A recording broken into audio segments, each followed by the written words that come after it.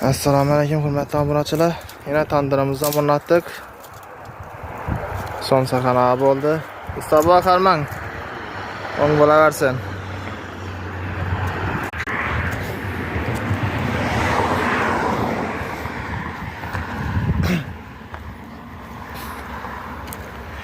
Yana karıç yapıştırış jarayoni.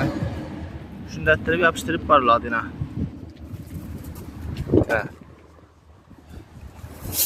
İçinde o't ham turibdi. Shunday normal yanib turadi. Karışlar kulalar o'tib ketmashi kerak-da. Yana. Bunda sim 3'lük aptekin simi bo'sh qilingan.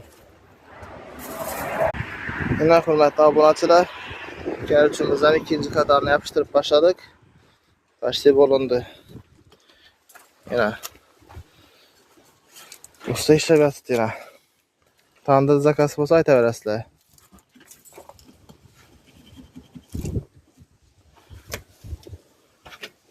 İçinde o't ham turibdi yana. Yana dayan usta. Yana 3. qatorımızdan başladık. Yana 2 qator sim boylanadi. Her karıç o'rtasidan yana. Körükni qo'yganda shunday qilib qo'yiladi karıç.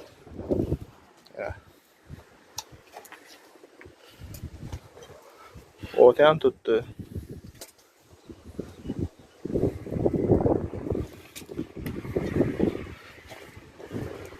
Tandirni masalan ishini yeri qoladi-ku shu vaqtda lay qo'yib, shunday qilib karıç qo'yiladi yana.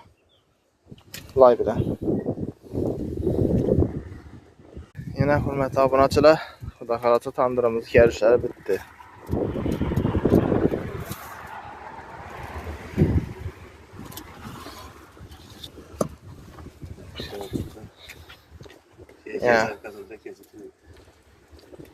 Shunday qilib sim boylanadi yana.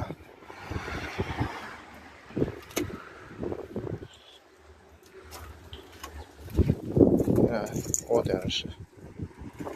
Jam videosini ham qo'yaman. Yana tandirimizni hozir ham uzatdik, xudo xolasa.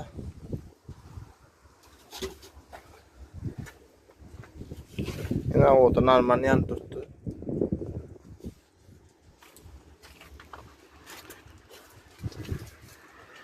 Tandirimizni sovuq ham bitdi, xudo xolasa. Yana tandirimiz ichi ham aqaryotir.